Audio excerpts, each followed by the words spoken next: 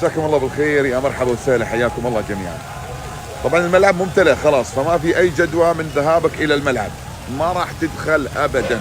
كل اللي راح تسويه اذا رحت الملعب انك راح تزيد الازمه اللي موجوده حاليا حوالين ملعب جذع النخله، وهذا ممكن ياثر في قرار الغاء المباراه او تاجيلها.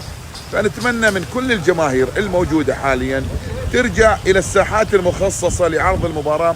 وحياكم الله، تعالوا ملعب المينا. ملعب المينا راح يفتح ايضا للجماهير العراقيه لمشاهده المباراه، وفي شاشات عرض راح تكون موجوده. تعالوا الى الفان زون اللي موجود في مناوي باشا، تعالوا الى الكورنيش، تحولوا الى بقيه المناطق اللي ممكن انها تعرض المباراه، لان وجودكم حاليا حول محيط الملعب ما منه اي فائده، لا لك انت ولا للاخوان في اللجنه المنظمه.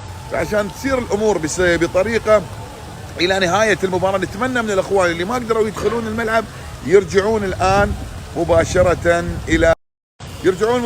الى المناطق المخصصه لبث المباريات. الوضع حاليا يعني في تدافع، نتمنى السلامه للجميع ان شاء الله.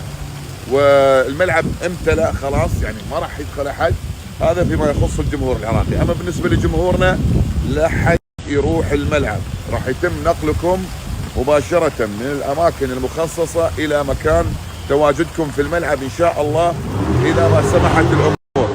جمهورنا لا تروحون الملعب، خلكم في اماكنكم، خلكم عند الكورنيش، خلكم عند الجماعه هني، في باصات راح توديكم للملعب وراح ترجعكم بعد نهايه المباراه ان شاء الله.